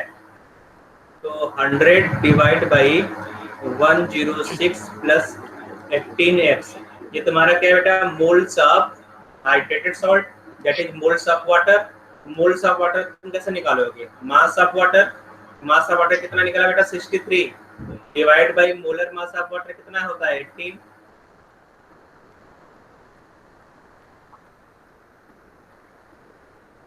किसी कोई डाउट बेटा यहाँ पर पूछ लो दोबारा। Sir 1 mole Na2CO3 dot X2O equals to x mole H2O कैसे हुआ? देखो पर रिएक्शन जो मैंने लिखा है यहाँ पर, एक मोल को इसको हीट करोगे तो कितने मोल वाटर मिलेगा, x मोल वाटर, है ना। Yes sir. हाँ ठीक है, ये मैंने लिख दिया यहाँ पर 1 मोल ऑफ सर फिर साथ में Na2CO3 भी तो मिल रहा है ना। क्या, हाँ उसको उसको तुमने नहीं कोरिलेट किया, तुमने एक को कोरिलेट किया, ये भी मिला। तुमने क्या, तुमने केवल वाटर को देखा, इसको हीट करने पर कितने मोल वाटर मिले तो तुम्हें यहाँ पर कंसीडर, देखो यहाँ पर क्या लिखा हुआ है ना। चलो ठीक है, तुमने Na2CO3 को देखना है, Na2CO3 को भी दे सकते हो, कोई दिक्कत नहीं है। Na2CO3 कितना मिलेगा, तो इसका मास निकालो, Na2CO3 का मास, है ना। तो 37, 63% ये है तो 37% क्या होगा, 37 ग्राम Na2CO3 होगा, है ना। तो इससे भी निकाल सकते हो, मैंने वाटर से कर लिया, कोई दिक्कत नहीं है, वाटर से कर लो या इससे कर लो। तो number of moles of this salt is equal to number of moles of water, ठीक है। समझ में आ रहा है बेटा? Yes sir, yes sir. Sir number mole of NaOH dot X2O is equal to number of mole of H2O भी होगा। हाँ, number of moles of H2O होगा ना बेटा। यहाँ देखो, यहाँ देखो जो रिएक्शन दिया गया है यहाँ पर Na2CO3 डॉट X2O, इसको तुमने हीट किया है ना, तो जितने मोल ये हीट करोगे Yes, sir. उसका X टाइम वाटर मिलेगा, ठीक है। Yes sir. मतलब अगर तुम्हें वाटर का नंबर ऑफ मोल्स निकालना है, इसको मैं हटा देता हूँ, अच्छा अच्छा, तो फिक्स कर देते हैं यहाँ पर, है ना। समझ गया सर। अगर मान लो तुम्हें वाटर नहीं का सर, नंबर समझ ऑफ मोल्स निकालना है, ठीक है, moles of water, moles of water is equal to, ठीक है, मोल्स ऑफ वाटर कितना होगा बेटा, x time moles of water is equal to x multiplied by moles of mole of H2O। Hydrated salt, hydrated salt, ठीक है। समझ में आ रहा है बेटा? तो मोल्स ऑफ वाटर, अगर तुमने मोल्स ऑफ वाटर तुम्हें निकालना है, moles of water is equal to x time hydrated salt. अब क्लियर है? देखो यहाँ पर लेसन में, है ना। अगर 1 मोल तुमने हाइड्रेटेड सॉल्ट लिया, उससे x मोल वाटर मिला, ठीक है। तो अगर वाटर का नंबर ऑफ मोल तुम्हें निकालना है तो इसको x टाइम कर दो, जो हाइड्रेटेड सॉल्ट है उसका x टाइम कर दोगे तो number of moles of water आ जाएगा ना बेटा। Number of moles of water, तो मतलब वन मोल NaOH है, हाँ, उसका x टाइम हमें वाटर मिलेगा, हेड x इसको टाइम हीट वाटर करने मिलेगा, पे। ठीक है। तो तुमने यहाँ क्या किया, मोल्स ऑफ वाटर Yes, तुम्हें sir. निकालना है, तुमने मोल्स ऑफ हाइड्रेटेड सॉल्ट निकाले, उसको Yes. x टाइम कर दिया, तो क्या हो जाएगा, मोल्स ऑफ वाटर आ जाएगा ना। तो अब तुमने मोल्स ऑफ हाइड्रेटेड सॉल्ट निकाल दिया। तो ये चीज समझ में नहीं आई। ये वाला नीचे मैंने लिखा है, ये वाला बेटा। यस सर, ये चीज समझ नहीं। ओके, यस सर, ये मोल्स ऑफ वाटर तुम्हें निकालना है, मोल्स ऑफ वाटर। तो मोल्स ऑफ वाटर कैसे निकलेगा, मोल्स ऑफ वाटर इस रिलेशन से निकलेगा, ठीक है। तो अगर तुम्हें मोल्स ऑफ वाटर निकालना हो, moles of water,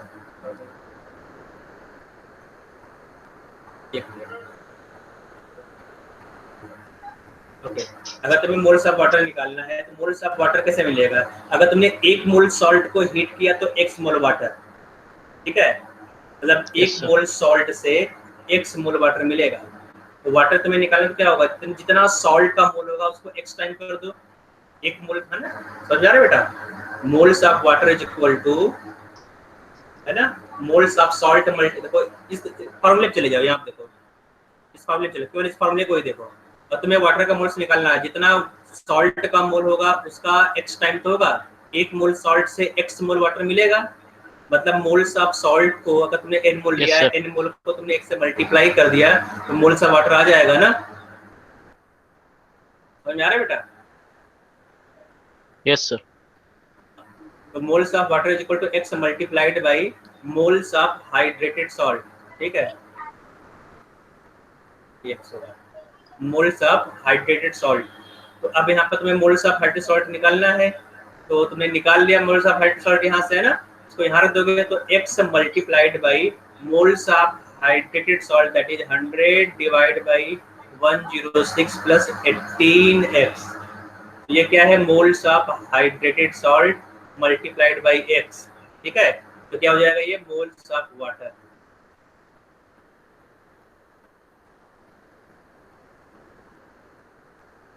moles of water तुमने पहले निकाला 63 डिवाइड बाई 18, है ना, तो given mass divide by molar mass, ये तो होता है बेटा, given mass of water divide by molar mass 63 divide by 18 is equal to x plus x multiplied by, ना, ये x मल्टीप्लाइड बाई 100,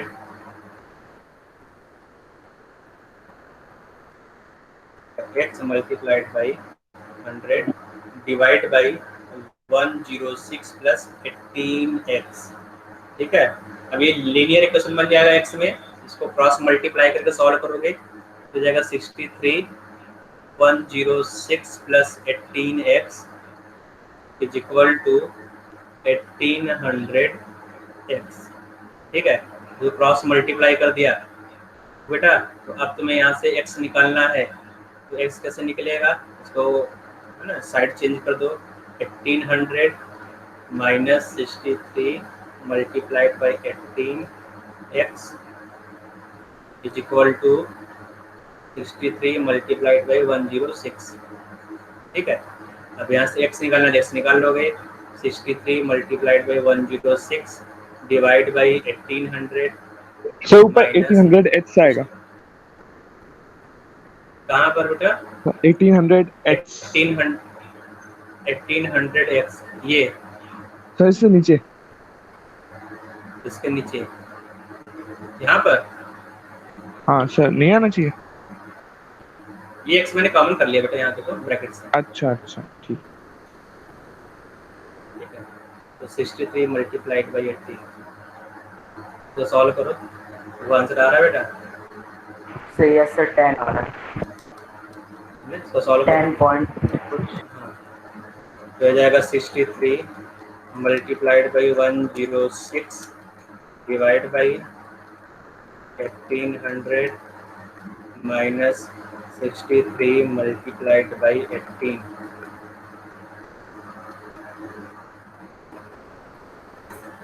ये 10.027 है ना। तो जो वाटर ऑफ क्रिस्टलाइजेशन होता है वो इंटीजर होता है ना बेटा, वाटर ऑफ क्रिस्टलाइजेशन क्या होगा, इंटीजर। तो इसका इंटीग्रल पार्ट ले लोगे तो इंटीग्रल पार्ट हो जाएगा बेटा 10, ठीक है। जो नियरेस्ट इंटीजर वो लोगे यहाँ पर, जो नियरेस्ट इंटीजर यहाँ पर क्या होगा 10.27 का 10 हो जाएगा, तो वाटर ऑफ क्रिस्टलाइजेशन यहाँ पर हो जाएगा 10। सर एक बार थोड़ा सुनो,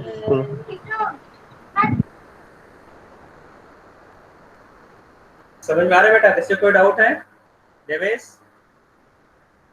नो सर, ओके, पूछो, तो भी डाउट है पूछो बेटा।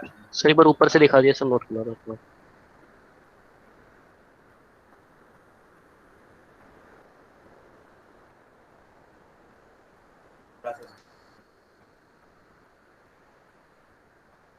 करा होगा पूरा,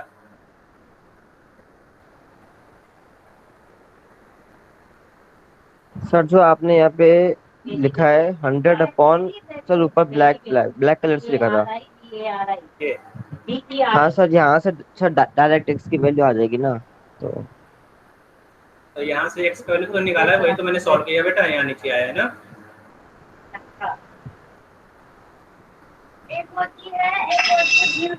ओके सर।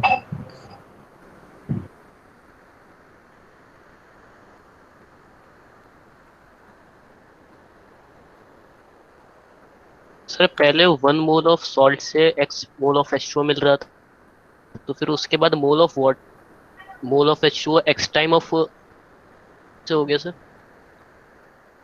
जी बेटा वो तो प्रॉब्लम हो रहा है। क्लियर देखा फिर दोबारा, इतना नोट कर ले तुमने? नोट कर ले, मैं दोबारा बता रहा हूँ।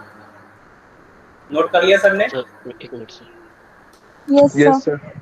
सर अभी नहीं किया सर, ऐसा मैंने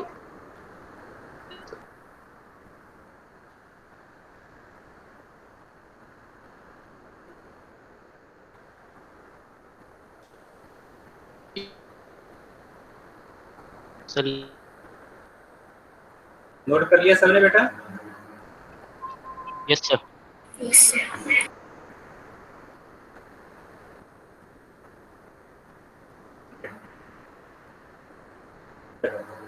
तो जो क्वेश्चन दिया गया है, क्वेश्चन में Na2CO3.XH2O gives Na2CO3 plus H2O, ठीक है, इसमें कोई डाउट नहीं होगा। इसके आगे x मल्टीप्लाई कर देना, x टाइम H2O, ठीक है।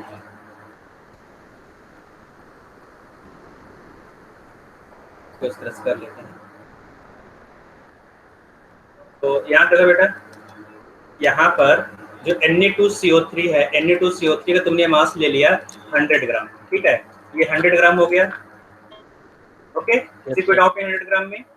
यस तो वाटर कितना होगा यहाँ पर? 60, अगर 100 का तुमने ये लिया तो वाटर कितना निकलेगा? वाटर यहाँ से 63 ग्राम होगा ना, 63 ग्राम वाटर निकलेगा, ठीक है। तो अब यहाँ पर 100 ग्राम अगर तुमने सॉल्ट लिया, 100 ग्राम से 63 ग्राम वाटर हो गया, ठीक है। रिमेनिंग क्या होगा यहाँ पर? Na2CO3 होगा, ये होगा ना बेटा? Na2CO3 कितना होगा? 37 ग्राम। 37, यस सर। चलो मैं दूसरी तरह से कर रहा हूँ, 37 ग्राम, है ना। तो अब देखो यहाँ पर moles of Na2CO3.XH2O equal to moles of Na2CO3, ये होगा, ये तो होगा बेटा। इन दोनों का मोल्स इक्वेट कर दो, इसका मोल इसका मोल, ये तो होगा ना। मैं इसे लिख रहा हूँ नीचे, मोल्स ऑफ, ये A ले लिया, मान लो ये A है, ये B है, moles of A equal to moles of B। कोई डाउट नहीं है बेटा A और B में, है ना। यहाँ पे क्वेश्चन क्या है इसका? इसका जो स्टोइकोमेट्रिक कोएफिशिएंट 1 है, इसका भी स्टोइकोमेट्रिक कोएफिशिएंट क्या है? वो भी तो 1 है ना। देखो बेटा, रिएक्शन पर जाओ ना, रिएक्शन पर जाओ केवल, नीचे मत देखो, नीचे क्या लिखा हुआ है, ठीक है। 1 मोल Na2CO3.XH2O gives 1 mole of Na2CO3, ठीक है। कोई डाउट नहीं है इसमें किसी को? तो दोनों का मोल्स इक्वेट कर दो, है ना। तो मोल्स ऑफ, इसका मोल्स निकालो, इसका मोल्स क्या होगा? Given mass divide by molar मास, है ना, फर्स्ट हो जाएगा। इसका मोल्स क्या होगा? Given mass divide by molar mass, ठीक है। तो इसका गिवन मास कितना है? 100 ग्राम। मोलर मास तुमने निकाल लिया है 106 प्लस 18x, है ना, दैट इज इक्वल टू, ये हो जाएगा 37 डिवाइड बाय 106, ठीक है। सॉल्व करो, यहाँ से वही रिजल्ट आएगा, ठीक बेटा। अच्छा, के अंदर बस आपने वाटर का रख रखा था, बस वहाँ पर वाटर रख लिया, यहाँ तक, ठीक है। Yes sir, okay.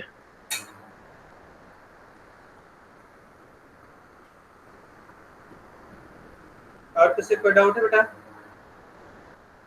नहीं है। आगे चलिए, next question. Yes sir. Yes sir. Yes sir. चलो नेक्स्ट क्वेश्चन है।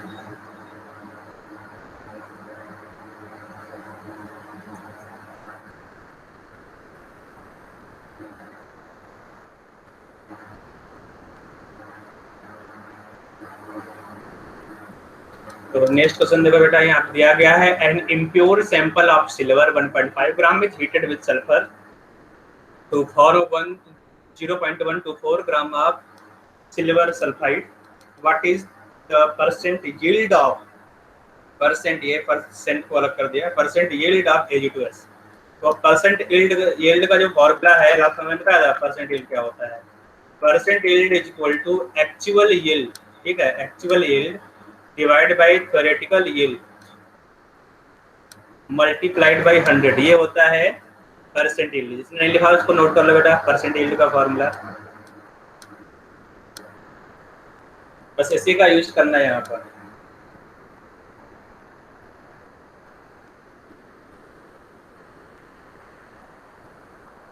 नोट कर लिया, चलते हैं बेटा क्वेश्चन पर। क्वेश्चन दिया गया an impure sample of 1.5 gram of silver heated with sulphur तो जो क्वेश्चन है बेटा उसको हम लोग यहाँ पे लिखेंगे, जो रिएक्शन होगा रिएक्शन को लिखेंगे यहाँ पर, और उसके बाद हम लोग आगे बढ़ेंगे। ठीक है, तो यहाँ पर है सिल्वर जी, ठीक है, ये रिएक्ट कर रहा है किससे बेटा, सल्फर से, और क्या बनाएगा, रिएक्ट करने पर ये बनाएगा यहाँ पर Ag2S। ठीक है, ये बनाएगा Ag2S, Ag2S। ठीक बेटा, तो silver plus sulphur gives Ag2S, इसको बैलेंस करोगे तो सिल्वर का जो कोएफिशिएंट यहाँ पर जाएगा 2 हो जाएगा, है ना। ठीक है, ये कोएफिशिएंट यहाँ पर हो गया 2। ओके, S2 होगा ना अपने Ag को लेकर। हाँ तो हाँ सर, यहाँ तो कोई दिक्कत नहीं होगा ना बेटा।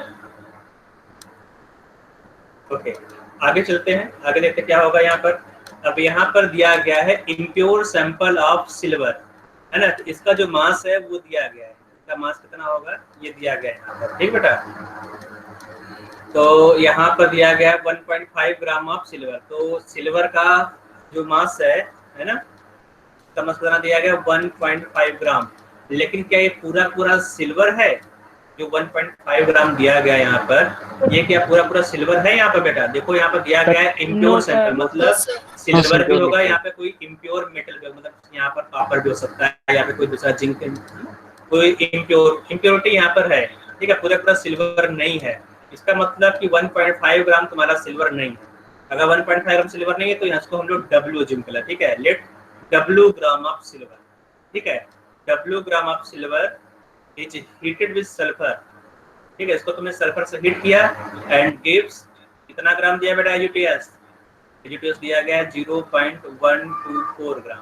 ठीक है, तो ये दिया गया यहाँ पर Ag2S।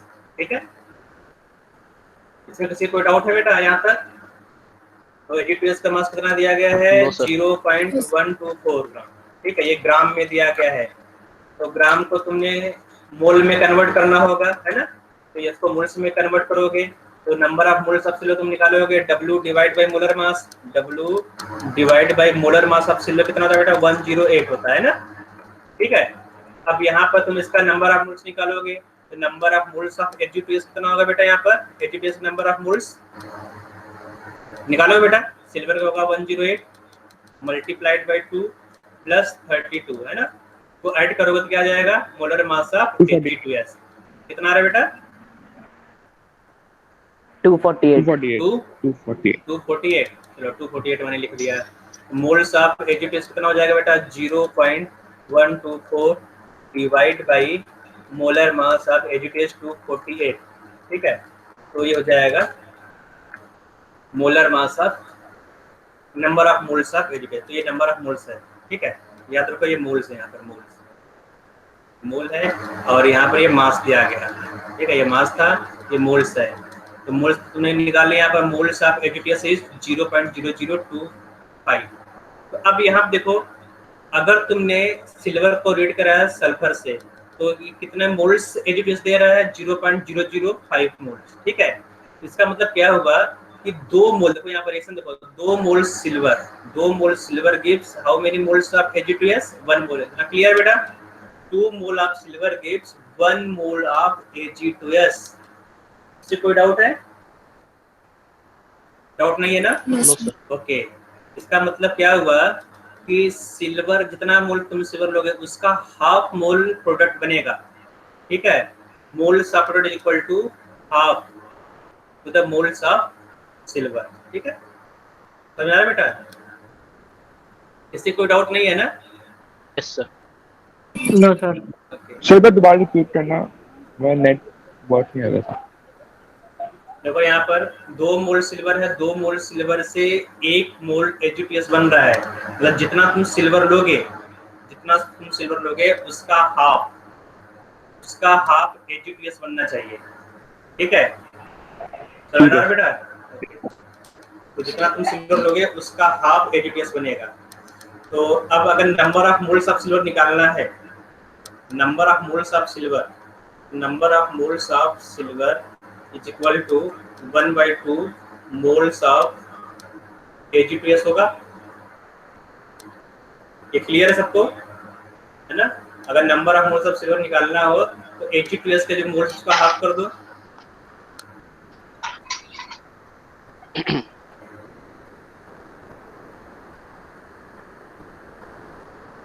समझ आ रहा है बेटा? नहीं Yes, sir. To multiply by 2 करोगे ना यहाँ पर। नम देखो जितना सिल्वर जितना Ag2S होगा उसका डबल तो सिल्वर होगा, है ना? Ag2S का डबल सिल्वर होगा, तो moles of silver equal to 2 multiplied by moles of Ag2S, ये होगा ना। Moles of silver will be 2 multiplied by moles of Ag2S। Ag2S का डबल सिल्वर होगा, याद रखो। तुमने मोल्स निकाल लिया Ag2S का, तो मास ऑफ सिल्वर तुम निकाल सकते हो। मास ऑफ सिल्वर कितना हो जाएगा बेटा? Moles of silver that is 0.0005 multiplied by 2 mole silver, ठीक है? सर हाफ ही होना चाहिए। क्या सर हाफ ही होना चाहिए ना? देखो यहाँ पर जितना Ag2S का मोल्स होगा उसका डबल ही तो सिल्वर होगा ना बेटा। तुमने Ag2S का मोल्स निकाल लिया, उसका डबल कर दो, सिल्वर का मोल्स आ जाएगा। Moles of silver equal to 2 multiplied by moles of Ag2S, है ना? सिंपल तो है ये, ठीक है? तो कितना जाएगा? 0.001 मोल मोल्स ऑफ सिल्वर आ गया, ठीक है? मास ऑफ सिल्वर क्या हाफ कहाँ से आ रहा है बेटा? रिएक्शन को देखो, रिएक्शन पर, है ना? इस रिएक्शन को उल्टा कर दो, 1 मोल Ag2S 2 मोल सिल्वर, इस तरह देखो। समझ में आ रहा है बेटा? 1 मोल Ag2S अगर है तो 2 मोल सिल्वर मिलेगा। तो तुमने 0.005 मोल Ag2S लिया तो उसका डबल सिल्वर होगा, है ना? Yes sir. तो यहाँ से तुमने सिल्वर निकाल लिया, मास ऑफ सिल्वर यहाँ से आ जाएगा, ठीक है? तो जो इम्प्योरिटी, तो अब यहाँ पे क्या होगा बेटा? परसेंट प्योरिटी भी निकाल सकते हो। अगर मान लो क्वेश्चन पूछता है परसेंट प्योरिटी, ठीक है? परसेंट प्योरिटी, तो परसेंट प्योरिटी कैसे निकालोगे, है ना? Percent purity is equal to actual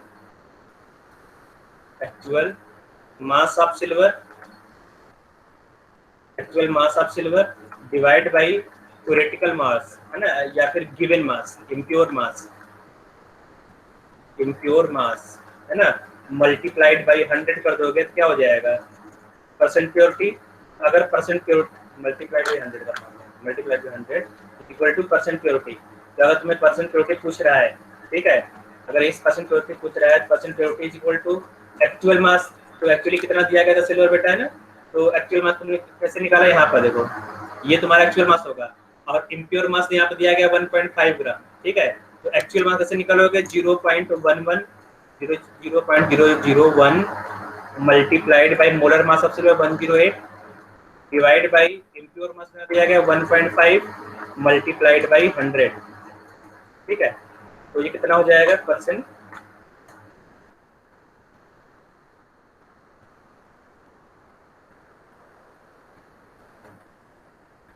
ये जाएगा 7.2%।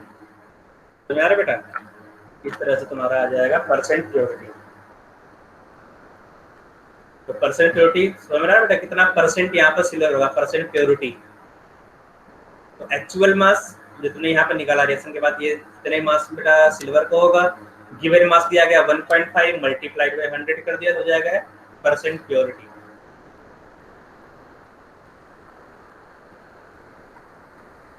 सर हाँ बेटा बोलो। जो परसेंट प्योरिटी और percent yield same.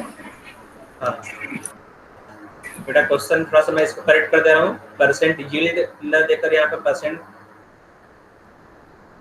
What is the percent purity, इसको परसेंट प्योरिटी में कर दो, परसेंट प्योरिटी, ठीक है? तो दोनों अलग अलग चीज है। परसेंट प्योरिटी अलग होता है, परसेंट और परसेंटेज यील्ड अलग होता है। जो क्वेश्चन है, क्वेश्चन में यील्ड पहले से दिया गया है, जो Ag2S है, देखो जो Ag2S है इसका मास पहले से ही दिया गया है, ठीक है? तो यहाँ से कोई मतलब नहीं है। देखो यहाँ दिया गया है Ag2S इज 0.12 ग्राम, ठीक है? इसका मास पहले से दिया गया है, इसका मीनिंग नहीं है। तो अब यहाँ पे जो क्वेश्चन है ये परसेंट यील्ड के क्वेश्चन में होकर परसेंट प्योरिटी का क्वेश्चन है, ठीक है? तो यहाँ पे जब मैंने question what is the percent purity of Ag2S, हाँ बोलो सर पूछो। सर सिल्वर का एक्चुअल मास तो 108 ही होता है ना, 1080 तो होता है। 10 1080 तो होता है ना, तो फिर हाँ, हमने इन तो टू हमने पॉइंट। यहाँ पर अज्यूम किया है कि जो मास है सिल्वर का 1.5 ग्राम नहीं है, W ग्राम, ठीक है। W डिवाइड बाई 108 तुमने कर लिया, तो ये क्या हो जाएगा तुम्हारा actual mass of silver, actual number of moles of silver. तो यहाँ पर एक्चुअल नंबर ऑफ मोल्स आया, यहाँ पर जो तुमने नंबर ऑफ मोल्स निकाला है ये एक्चुअल नंबर ऑफ मोल्स है ना बेटा। यहाँ पर जो 0.001 आया है that is W divide by 108 actual. तो जो तुमने एक्चुअल मास है तुम्हें यहाँ actual mass of silver divide by impure है ना, impure mass of silver multiplied by 100, तो यहाँ से परसेंट प्योर किया है, ठीक बेटा। सर यील्ड ऑफ इससे प्योरिटी में डिफरेंस होता है? हाँ, तो जो नेक्स्ट क्वेश्चन में दे रहा हूँ होमवर्क के लिए ये होगा परसेंट यील्ड, नेक्स्ट क्वेश्चन में दे रहा हूँ, ठीक है। इस क्वेश्चन में देखो, ये क्वेश्चन थोड़ा सा टाइप से फ्रेम किया गया है। इस क्वेश्चन को देखो, तुम्हें दिया गया है in the reaction twice NH3 + 5F2 gives Na2N2F4 + 6HF। अब यहाँ पर दिया गया है 3.56 gram of HF is poured by mixing 2 gram ammonia and 8 gram F2, percent yield of the production, है ना। अब यहाँ पर परसेंट यील्ड निकालना है। पहले तुम क्या करोगे, तुम्हें ये दिया गया, ये तुम्हारा रिएक्शन के बाद तुम्हारा प्रोडक्ट बना। देखो मैं इसको समझा दूँ, तुम लोग घर से करके आना। यहाँ पे ये रिएक्शन दिया गया है, ठीक है, जैसे कि मैं यहाँ पे लिख दे रहा हूँ, तो ये रिएक्शन यहाँ पर दिया गया है, ठीक है।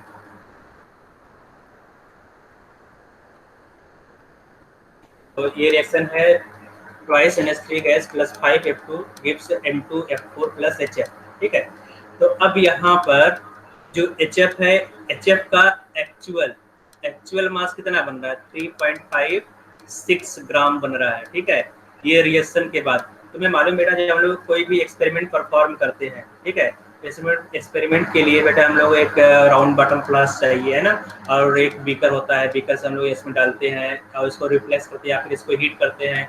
तो चेक करोगे तो क्या होता है, इसके जो कुछ कंपाउंड है यहाँ से इवेपोरेट हो सकता है, या फिर जो वाल है, जो बीकर के वाल पर चिपका रह जाता है ना, इसका मतलब जो हम लोग को बनेगा, जो प्रोडक्ट मिल रहा है वो प्रोडक्ट कुछ कम होगा, जितना हम लोग एक्सपेक्ट करते हैं उससे कुछ कम मिलेगा।